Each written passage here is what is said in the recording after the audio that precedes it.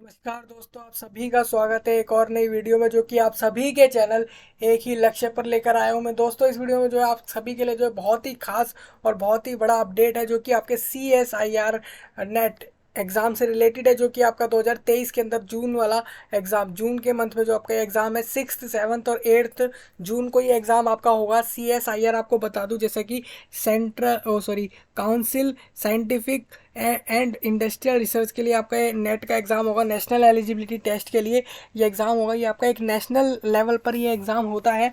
तो इसके लिए मैंने आपको बता दिया है सारा कुछ कि कब से लेकर कब तक आप इस फॉर्म को भर सकेंगे। जैसा कि मैंने आपको उस वीडियो में बताया भी था कि आप जो है इसका फॉर्म लास्ट 10th अप्रैल तक फिल कर सकते हैं, जो कि 10th मार्च से 10th अप्रैल तक का टाइम है। दोस्तों, इस वीडियो में आपको बताऊंगा कैसे आप जो है रजिस्ट्रेशन करेंगे इस फॉर्म के लिए, कैसे आपको फॉर्म फिल करना है, कैसे उसकी फ़ीस पेमेंट होगी, कैसे आप उसका प्रिंट आउट लेंगे। सारा प्रोसेस जो है CSIR नेट के एग्ज़ाम के लिए, जो कि आप जानते हैं कि ये आपका यूनिवर्सिटी कॉलेजेस के लिए, इंस्टीट्यूशंस के लिए, आप जो टीचर जो होते हैं बनते हैं टीचर के लिए, जैसे कि आप असिस्टेंट प्रोफेसर हो गए, लेक्चरशिप के लिए हो गए, या फिर आप जो आपका दूसरा JRF होता है उसके लिए, इन पोस्ट के लिए जो है आप ये एग्ज़ाम देते हैं। ये आपका एक नेशनल लेवल पर एग्ज़ाम होता है। इस साल 2023 में ये एग्ज़ाम जो होने वाला है, उसके लिए कैसे आपको फॉर्म फिल करना है, वो सारा प्रोसेस इस वीडियो में होगा। जैसा कि मैं आपको दिखा दूँ, ये हमारे पास रजिस्ट्रेशन का ऑप्शन आपको देखने को मिल रहा है।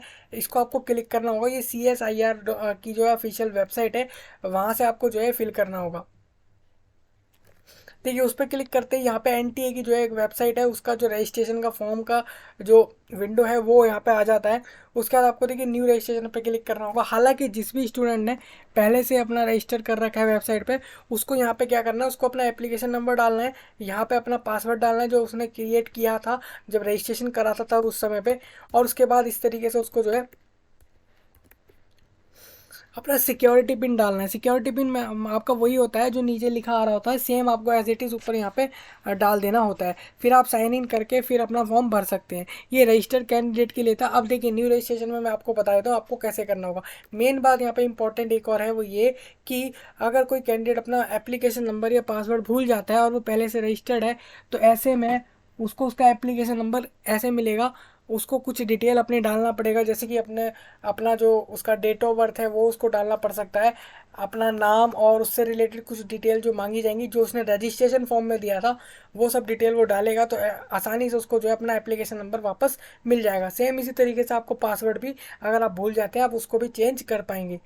अब देखिए, मैं न्यू रजिस्ट्रेशन के तरीके से बताता हूँ। यहाँ पे पहले हम रजिस्ट्रेशन करेंगे, फिर एप्लीकेशन फॉर्म फिल करेंगे, फिर हम फाइनली जो है फीस पेमेंट यहाँ पे हम करने वाले हैं। देखिए, आपको इन्फॉर्मेशन बुलेटिन पहले पढ़ लेना है। मतलब इन्फॉर्मेशन बुलेटिन जो है एक फाइल है जिसके अंदर सारा कुछ एग्ज़ाम से रिलेटेड है, उसके बारे में आपको सब कुछ पढ़ना है पहले, उसके बाद ही अप्लाई करना है। मैं आपको फ़ीस का बता दूँ, जनरल स्टूडेंट को जो है 1100, और साथ ही जनरल EWS और OBC NCL कैंडिडेट को, जो कि सेंट्रल लिस्ट में, आपको बता दूँ गवर्नमेंट ऑफ इंडिया की जो सेंट्रल गवर्नमेंट है उस लिस्ट में अगर आप इस कैटेगरी में आ रहे हैं, तो आपका जो है 500 जो है 50 रुपये आपको इसमें फॉर्म फीस देनी है। मैं इसी तरीके से आपको बता देता हूँ कि SC ST और थर्ड जेंडर को 275 रुपीज़ पे करने होंगे। साथ ही PWD कैंडिडेट को एक भी रुपया पे नहीं करना है, उनके लिए फ़ीस जो है वो माफ़ है।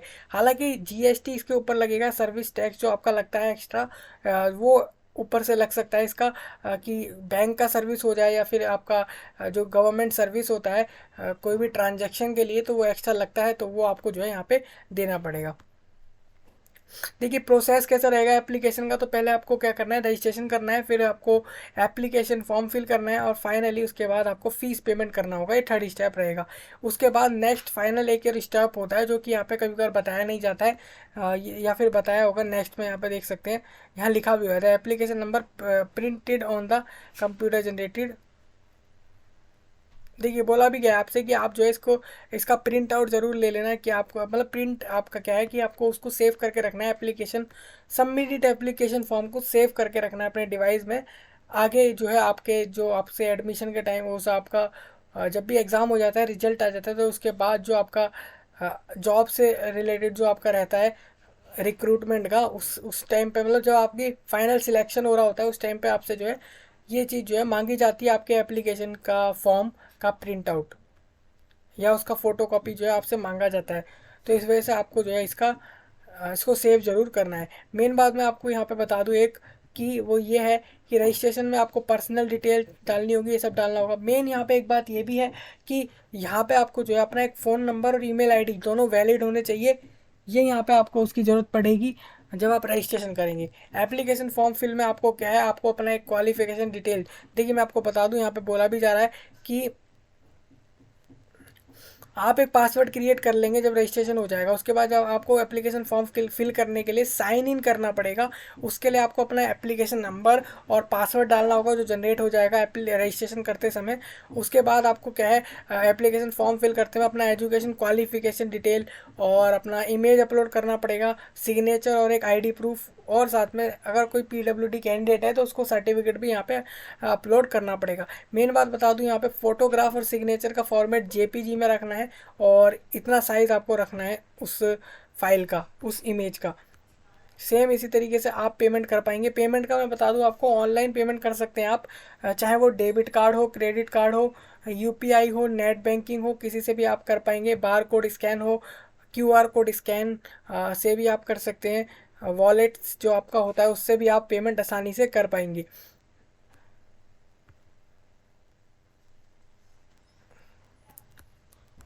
इस तरीके से आपका पूरा प्रोसेस रहेगा। आपको यहाँ पे देखिए इस पे टिक कर देना है, इस जो जानकारी आपको बताई हुई है। उसके बाद आपको इस तरीके से आगे बढ़ना है। ये उसके बाद आप यहाँ पे देखिए रजिस्ट्रेशन में आपको जैसे मैं बता रहा हूँ सेम आपको अपनी डिटेल फिल करनी है यहाँ पे।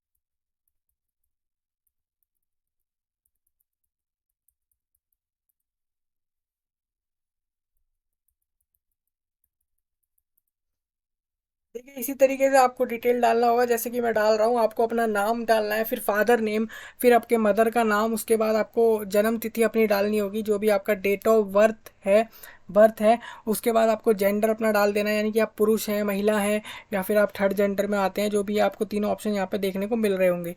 इसी तरीके से आपको आइडेंटिटी टाइप में बता देना है क्या आइडेंटिटी आपको देनी है। जैसे वोटर आईडी कार्ड हो सकता है, पैन कार्ड हो सकता है, जो भी यहाँ पे दिख रहा है आप उसमें से कोई भी एक सिलेक्ट कर लेंगे।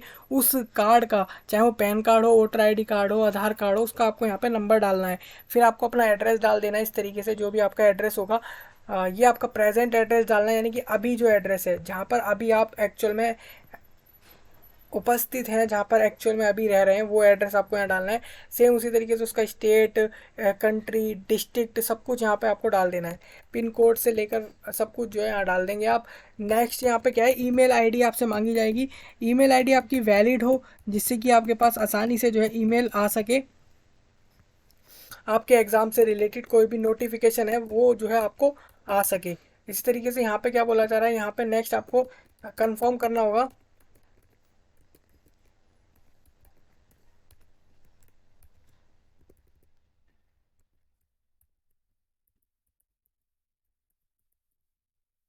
देखिए कंफर्म ईमेल एड्रेस, यहाँ पे आपको क्या करना है, यहाँ पे अपना एड्रेस, ईमेल एड्रेस जो है वो कंफर्म करना है कि सेम जैसा आपने ऊपर डाला वही आपको नीचे सेम डाल देना है।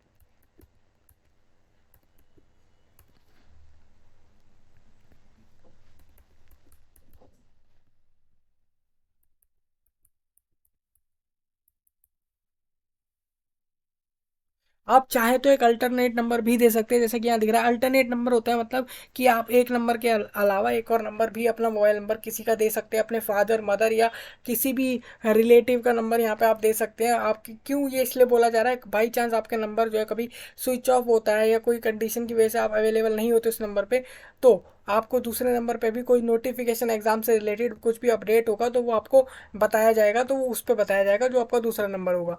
अब देखिए ये एक टिक है ऑप्शन का, इसमें लिखा है कि आपका जो ऊपर आपने एड्रेस डाला है वही जो है आपका परमानेंट एड्रेस है, तो उसके लिए आपको बताना है। अगर अलग हो तो आप दूसरा एड्रेस भी यहाँ पे अपना डाल सकेंगे। देखिए उसके बाद यहाँ पे एक पासवर्ड क्रिएट करना होगा आपको। पासवर्ड जो है मैंने आपको बता दूं, आप पासवर्ड में पहला एक लेटर जो होगा वो कैपिटल लेटर चुनेंगे। दूसरा यहाँ पे बोला गया है एक पहला लेटर आपको कैपिटल रखना है,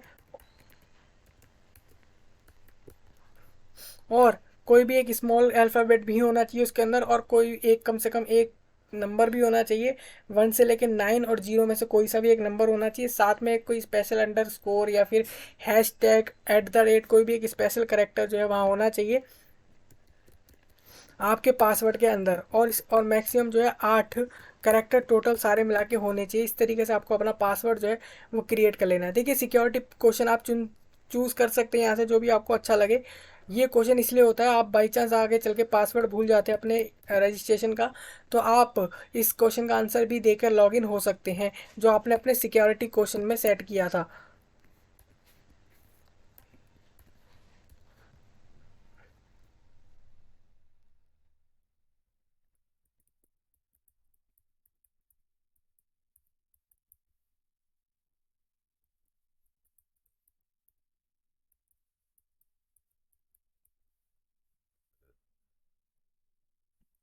इस तरीके से आगे आपको सबमिट करना होगा। देखिए सबमिट में यहाँ पे एक चीज़ बोली जा रही है आपसे, यहाँ पे आप पहले रजिस्ट्रेशन में सारी डिटेल चेक कर लेंगे। फाइनली इसके बाद कोई चेंज आप नहीं कर पाएंगे अपने किसी भी डिटेल में, एक एक चीज़ चेक कर लेंगे आप यहाँ पे। इनको टिक करना होगा आपको, ये जो भी ऑप्शन आ रहे हैं आपके date of birth, address, gender और मोबाइल नंबर, ईमेल आईडी, सारा डिटेल आपका जो भी आ रहा है उसको आपको टिक कर देना है कि आपने इसको जो है चेक कर लिया है। आई एग्री क्लिक करके आपको सबमिट कर देना है। फाइनली आप यहाँ पे एडिट का ऑप्शन देख रहे हैं, कुछ एडिट करना चाहें तो वो भी आप कर सकेंगे आसानी से। ये लास्ट चांस होता है आपके पास, इसके बाद कुछ एडिट आप शायद इसके बाद नहीं कर पाते, यहीं पे आप जो है कुछ भी कर सकते हैं एडिट। अब देखिए फाइनली क्या होगा, आपके मोबाइल नंबर पर एक OTP आ जाएगा, यानी 1 टाइम पासवर्ड आएगा, वो आपको यहाँ पर डालना पड़ेगा।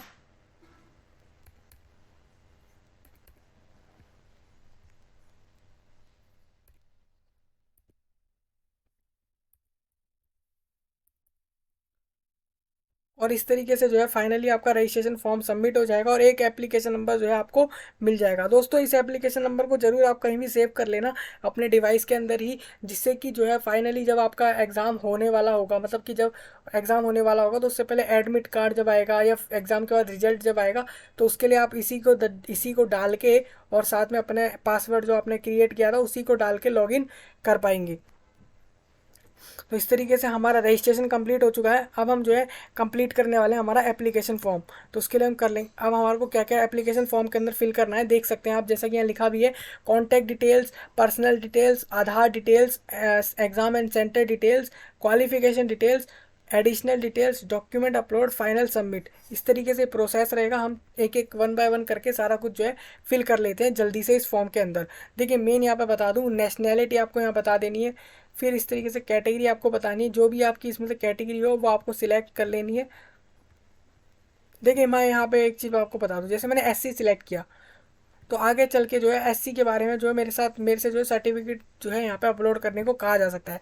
हालांकि SC ST में नहीं कहा जाएगा, क्योंकि OBC, हाँ OBC में भी कहा जाएगा। इन हाँ जो आपके रिजर्वेशन कैटेगरी है उसके अंदर जो आपसे सर्टिफिकेट की डिटेल जो है वो ली जाएंगी। अब देखिए आप पूछा जा रहा है कि are you are PWD candidate as per the provisions of 2016 का जो एक्ट है उसके हिसाब से जो है आप PWD कैंडिडेट में हैं या नहीं है। अगर नहीं है तो सिंपल नो कर देना है। यस करेंगे तो यस में भी दो ऑप्शन है कि लेस देन 40% से आप नीचे वाले में पीडब्ल्यूडी कैटेगरी में आते हैं या फिर ऊपर वाले में आते हैं, वो बताना है। हालांकि जिसको भी ये बात नहीं पता है कि 40% नीचे और ऊपर कैसे पता लगेगा डिसेबिलिटी में हमारे को पीडब्ल्यूडी में, तो आपके पास जो मैंने एक टेबल दिखाई थी आपको इन बुलेटिन के अंदर, उसमें जो है सारा कुछ लिखा हुआ है पीडब्ल्यूडी कैंडिडेट से रिलेटेड सारा डिटेल, उसको आप जरूर चेक करना। उससे आपको जो है आसानी से ये बात जो है वो क्लियर हो जाएगी। आर यू डायबिटिक, यानी कि आप डायबिटिक हैं या नहीं, वो आपको बता देना है। अगर जो हो तो आप यस करेंगे, अदरवाइज नो कर देंगे। यहाँ पे आपको अपना एनुअल इनकम सिलेक्ट करना है। ये आपका फैमिली एनुअल इनकम हो रहा है, मतलब पूरे सालाना जो इनकम होता है, सैलरी होता है, यानी कि जितना भी पैसा जो है, मनी जो है आपके पूरे घर परिवार में कमाई आती है पूरे साल भर में, वो आपको यहाँ बतानी है। हालांकि आपके फादर मदर जितने भी लोग कमाते हो तो टोटल सबका एसेट मिला के होता है, ये आपको बता देना है जो भी हो। यहाँ पे 8 लाख से ऊपर अगर किसी का 20 लाख 30 लाख ऐसा भी कुछ है तो वो यहाँ पे सिंपल इस वाले ऑप्शन को सिलेक्ट कर लेना। अब देखिए सिक्योरिटी पिन क्या होता है ना, वो आपको नीचे जो नंबर आ रहा होता है वो सेम जैसा आ रहा होता है वैसा ही आपको डाल देना होता है। फिर इसके बाद जैसे आप सेव एंड नेक्स्ट पे क्लिक करेंगे, अब उसके बाद आपका कॉन्टैक्ट डिटेल कंप्लीट हो चुका, पर्सनल डिटेल जो है वो भी हमारा कंप्लीट हो चुका। अब आधार डिटेल में बताऊं आपको, तो आधार डिटेल में क्या बोला जा रहा है कि आपके पास आधार नंबर है या नहीं। जी देखिए, आप नो भी कर सकते हैं, कोई इसमें वो नहीं है कि पक्का आपको करना ही है। आधार आपके पास आधार नंबर हो, आधार कार्ड हो, आधार नंबर हो तो आप यस करना, अदरवाइज आप नो कर देना। अब अप्लाई फॉर पूछा जा रहा है। अप्लाइड आप, मैंने जैसे कि आपको पहले ही बताया कि एलिजिबिलिटी के हिसाब से जेआरएफ के लिए अप्लाई करने के लिए आपके पास जो भी आप बैचलर डिग्री में फाइनल ईयर में हैं अगर, तो उसके लिए भी बोला गया है कि अगर आप बीएससी कर रहे हैं और उसमें फाइनल ईयर में है तो आप सिर्फ जीआरएफ के लिए अप्लाई कर पाएंगे। असिस्टेंट प्रोफेसर या लेक्चरशिप की पोस्ट के लिए अप्लाई शायद यहाँ पे नहीं कर पाएंगे, जैसे कि बुलेटिन में बताया हुआ था। तो अगर आप इस ऑप्शन को भी चूज़ करते हैं तो ये मान लीजिए कि आपका पीएचडी फाइनल ईयर में होना चाहिए या कंप्लीट होना चाहिए, तभी आप इस एग्ज़ाम को जो है इस पोस्ट के लिए जो है दे पाएंगे, मतलब इस वाले कैटेगरी में जो है आप इस एग्ज़ाम को दे पाएंगे।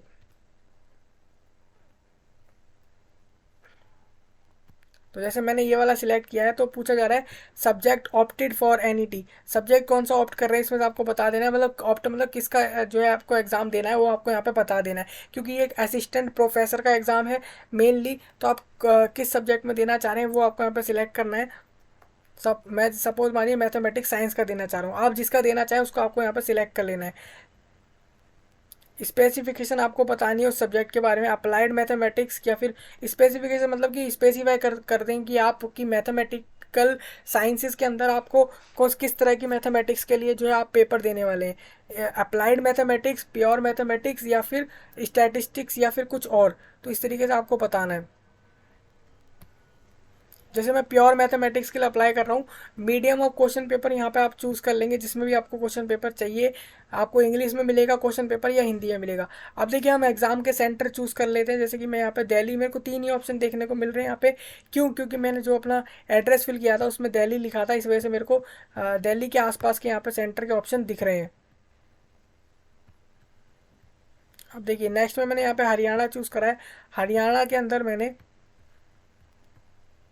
फरीदाबाद और गुरुग्राम को चूज़ कर लिया है। सेम इसी तरीके से उत्तर प्रदेश में आप देख रहे हैं, उत्तर प्रदेश में भी यहाँ पे 3 चॉइसेस है मेरे पास, इसमें से मैं चूज़ कर लूँगा जो भी मेरे को सही लगेगा, पास लगेगा मेरे, मैं उसको चूज़ कर लूँगा। अब देखिए यहाँ पे पूछा जा रहा है फादर क्वालिफिकेशन और यहाँ पे ऑक्यूपेशन, ऑक्यूपेशन हो जाएगा आपका कि किस चीज़ में वो जो है काम करते हैं। अब देखिए यहाँ पे इंक्लूडिंग हाउस वाइफ से रिलेटेड इन अदर्स भी कर सकते हैं, आप सेल्फ एम्प्लॉयड भी कर सकते हैं, या फिर आप गवर्नमेंट सर्विस में अगर आपके फादर काम करते हैं तो वो भी आप सिलेक्ट कर सकते हैं। यहाँ पे आपको ऑप्शन मिल जाएगा। हालांकि यहाँ पे किसी को ऑप्शन नहीं मिलता आपके पेरेंट्स के ऑक्यूपेशन का, तो आप अदर पे सिलेक्ट करेंगे। क्वालिफिकेशन आपको बतानी पड़ेगी आपके फादर की कि वो मैट्रिकुलेट यानी कि 10th पास हैं, इलिटरेट मतलब कि पढ़े लिखे बिल्कुल नहीं है, या फिर ग्रेजुएट यानी कि वो बैचलर डिग्री करी हुई है उन्होंने, चाहे वो किसी भी कोर्स से है, पोस्ट ग्रेजुएट यानी कि मास्टर डिग्री, अदर्स यानी कि आप बताना नहीं चाह रहे, हो सकता है कि किसी का स्टूडेंट के माता पिता जो है, माता या पिता, वो अभी यहाँ पे पिता की बात हो रही है कि हो सकता है वो 5th क्लास तक पढ़े हो, 10th तक पढ़े हो या फिर 11th तक पढ़े हो, तो ऐसा ऑप्शन यहाँ पे नहीं मिल रहा है तो आप अदर सिलेक्ट करेंगे। तो इस तरीके का भी ऑप्शन यहाँ पे आपको देखने को मिल जाएगा। सेम इसी तरीके से आपको मदर की डिटेल यहाँ पे फिल करनी है, मदर के बारे में सारा कुछ बताना है यहाँ पे। पहले तो आपको उनका ऑक्यूपेशन बताना है।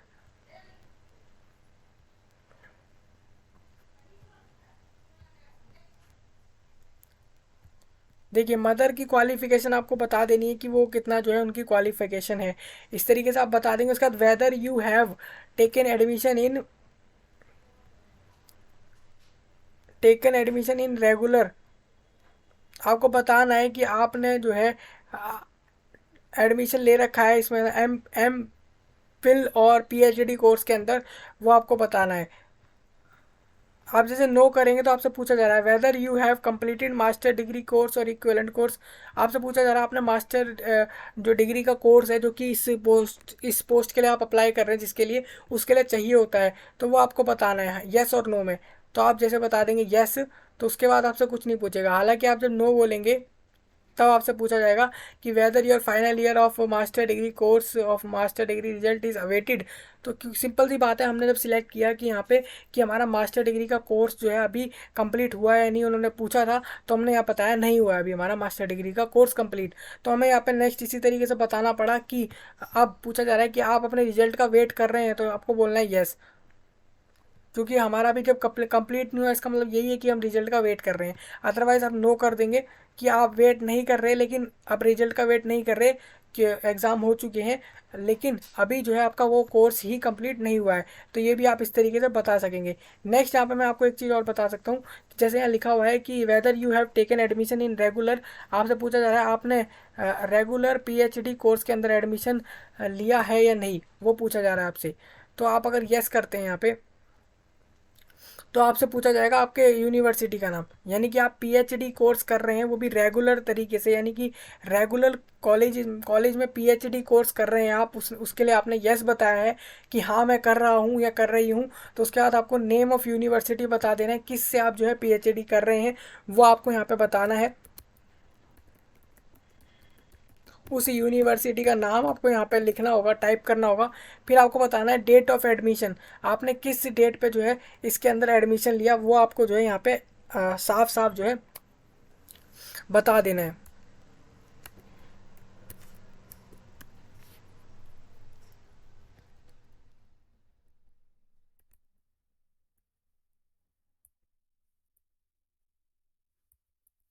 ठीक है, इस तरीके से मैंने यहाँ बता दिया है कि मैंने कब जो है इसमें एडमिशन लिया। अब मैं नेक्स्ट इसी तरीके से यहाँ पे बता दूंगा।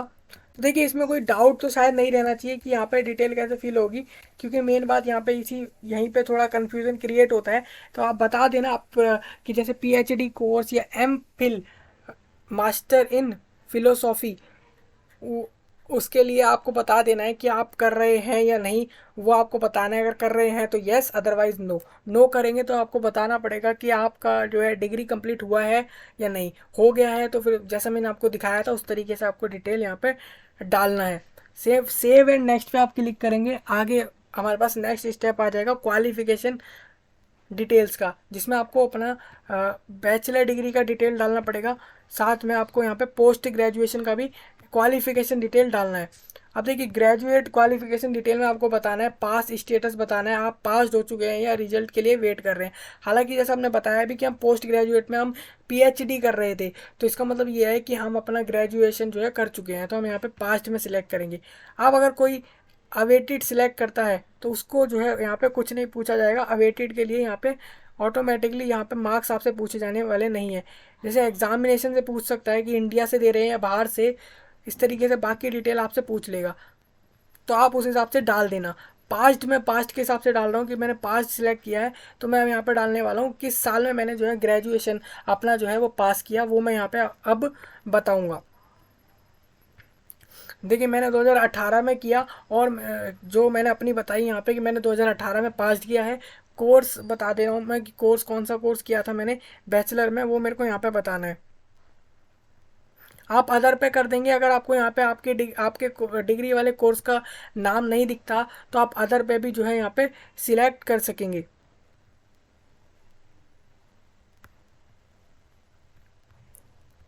देखिए मैंने बी फार्मा किया था। देखिए आप भी इस तरीके से अपना करेंगे। यहाँ पे एग्जामिनेशन फ्रॉम, आपने एग्जामिनेशन कहाँ से दिया था, इंडिया से दिया था। यूनिवर्सिटी का आपको यहाँ पे नाम चूज़ करना है।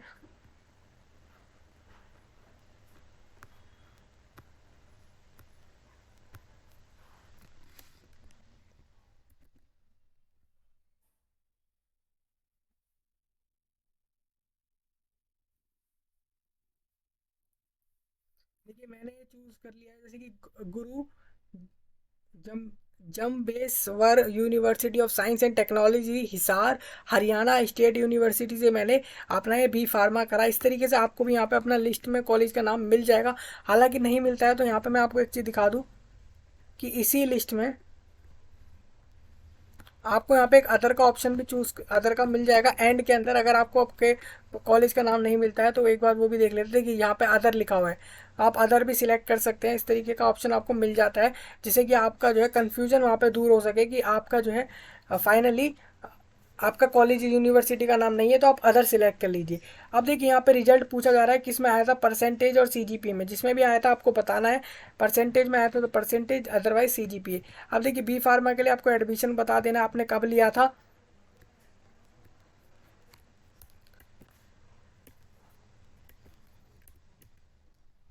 जित अब देख सकते हैं जो इसकी ड्यूरेशन होती है उस हिसाब से आपको यहाँ बता देना है। आपका या फिर बीच में गैप भी हो जाता है बहुत सारा कुछ, तो उस हिसाब से मतलब आपका जो एक्चुअल में जिस भी टाइम पे आपने एडमिशन लिया था इस कोर्स के अंदर, वो आपको यहाँ पे बता देना है। अब देखिए यहाँ पे टोटल मार्क्स आपसे पूछा जा रहा है कि आपके कितने मार्क्स का पेपर हुआ था और कितने मार्क्स जो है आपके यहाँ पे आए थे। इस तरीके से आप बता देंगे, परसेंटेज आपका आ जाएगा। इंस्टीट्यूट का नाम अब आपको बताना है। ये देखिए ये तो यूनिवर्सिटी का नाम हो गया। अब यहाँ पे आपको इंस्टीट्यूट का नाम बताना है। यहाँ पे वो इंस्टीट्यूट का नाम क्या था।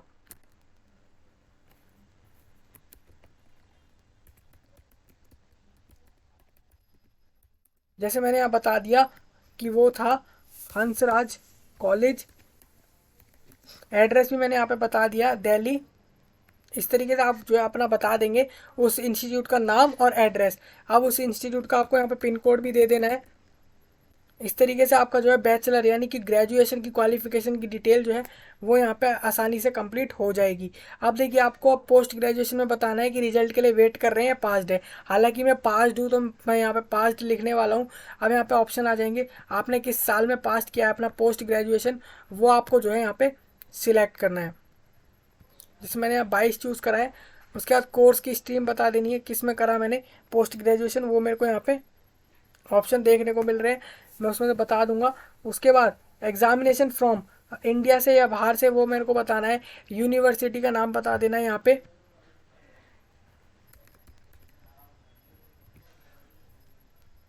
जैसे मानव रचना इंटरनेशनल यूनिवर्सिटी जो कि आपकी हरियाणा में है, डीम्ड यूनिवर्सिटी, उससे मैंने किया ये जो मास्टर, जो आपका मास्टर है यानी कि पोस्ट ग्रेजुएशन मैंने किया इस यूनिवर्सिटी से एमएससी के कोर्स के अंदर, यानी कि मास्टर ऑफ साइंस में। मेरा रिजल्ट जो है परसेंटेज में आया। आपका जिसमें भी आया आपको वो लिखना है।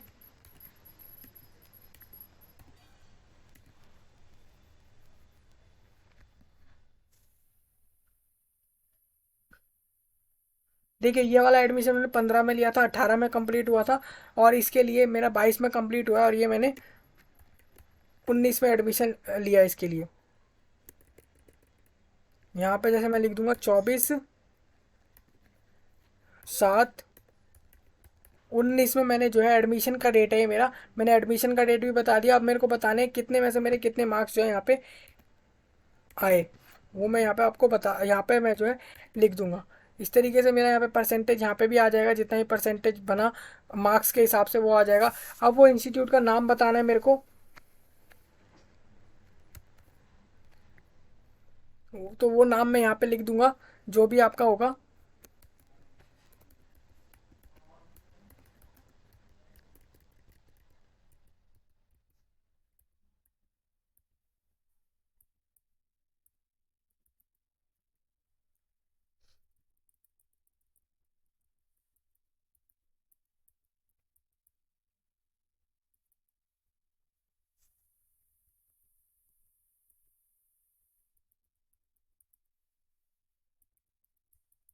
देखिए ये वो कॉलेज और इंस्टीट्यूट का नाम मैंने लिख दिया है, जो कि लोकेटेड जहाँ पे भी हो मैं वो लिख दूंगा यहाँ पे उसका।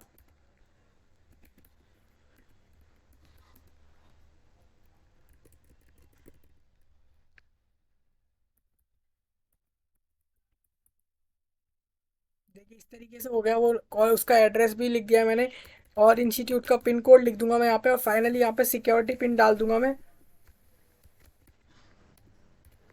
और इस तरीके से मैं सेव एंड नेक्स्ट पे क्लिक कर दूंगा और ये जो है फाइनल यहाँ पे जो डिटेल मैंने डाला है वो सेव हो जाएगा। अब देखिए आपसे क्या बोला जा रहा है।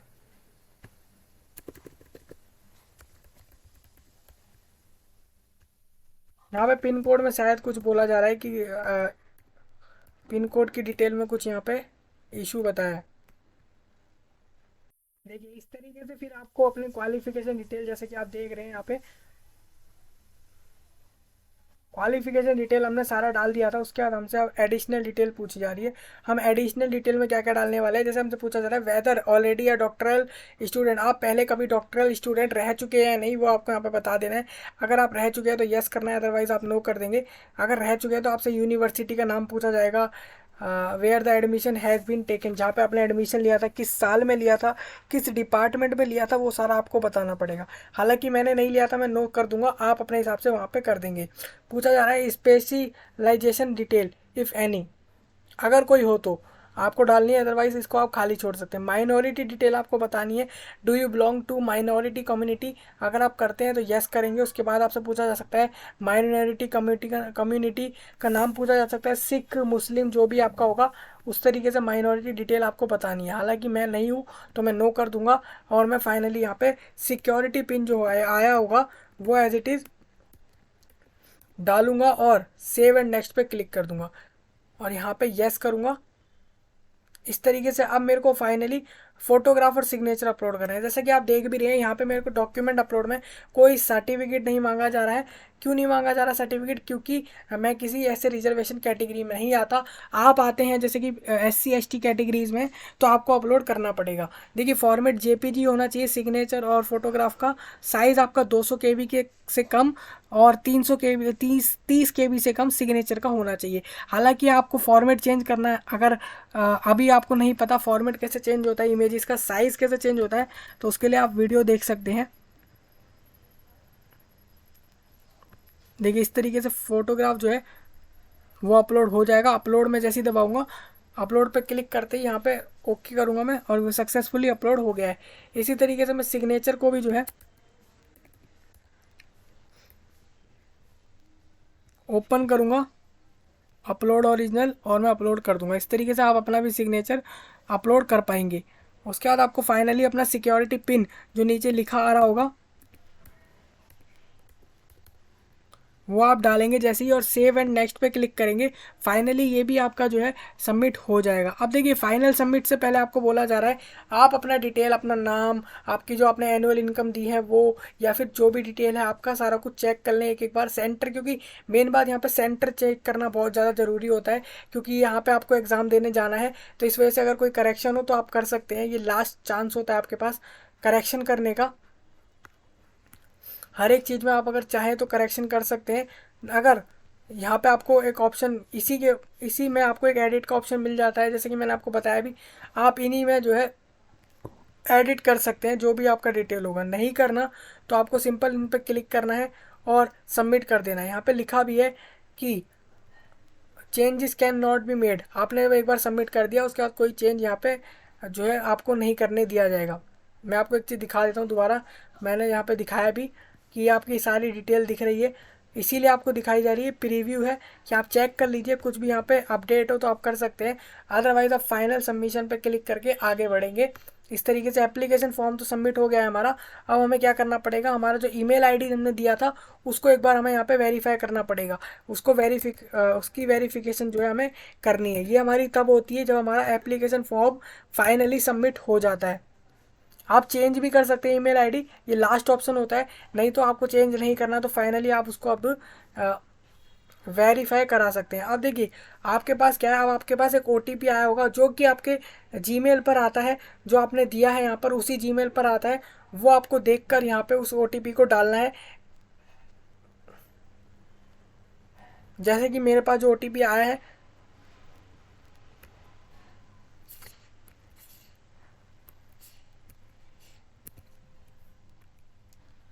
वो मैंने यहाँ डाल दिया है और मैं उसको वेरीफाई करा दिया है मैंने। इस तरीके से मेरा ईमेल जो है वो वेरीफाई हो चुका है। अब मैं finally click here to go home पे आऊँगा, और अब मेरे पास फ़ी पेमेंट जो है वो अभी रह रही है, जो कि 1100 रुपये। मैंने आपको बताया भी था जनरल कैंडिडेट को 1100 रुपये पे करने हैं। सेम इसी तरीके से जो OBC NCL यानी कि नॉन क्रीमी लेयर और साथ में जनरल के EWS कैंडिडेट को जो है इसके सही हाफ यानी कि 550 रुपीज़ पे करने हैं। आप SBI MOPS से भी कर सकते हैं, ICICI बैंक के भी पेमेंट गेटवे से, जैसे कि debit card, credit card, UPI, net banking, और इन से भी आप कर सकते हैं ऑफ एनी बैंक, जैसा लिखा भी है यहाँ पे। देखिए ये ICICI बैंक का सिर्फ पेमेंट गेटवे है, हालांकि आप कर इसमें जो है इस ऑप्शन को चूज़ करके कर आप दूसरे बैंक के अकाउंट से भी कर सकते हैं पेमेंट, यहाँ पे लिखा भी हुआ है। तो आप इस बात को ना सोचें कि ICICI बैंक से कर रहे हैं तो ICICI बैंक का अकाउंट होना चाहिए, ऐसा कुछ भी नहीं है। बैंक का अकाउंट किसी और का भी हो तो चलेगा, हालाँकि बस इसका जो है आप पेमेंट गेटवे यूज़ करने वाले हैं अपने पेमेंट करने के लिए। देखिए इस तरीके से पेमेंट गेटवे आ जाएगा आपका, ये ICICI बैंक का पेमेंट गेटवे है, लेकिन बट मैं यहाँ पे जो है ये इनवैलिड हो रहा है आपका।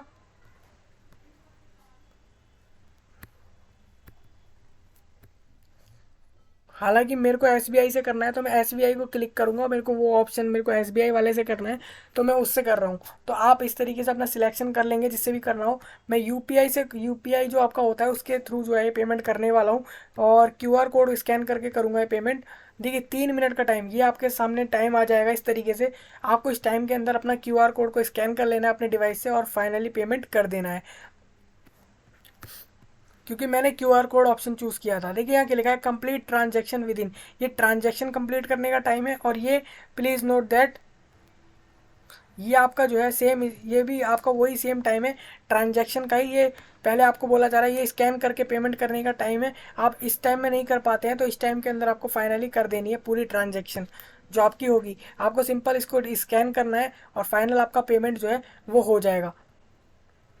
देखिए यहाँ पे फेलियर लिखा आ गया है, इसकी जगह पास्ड लिखा आ जाएगा और फाइनली आपका फॉर्म, सबमिटेड फॉर्म जो है वो आपके डिवाइस पे आ जाएगा।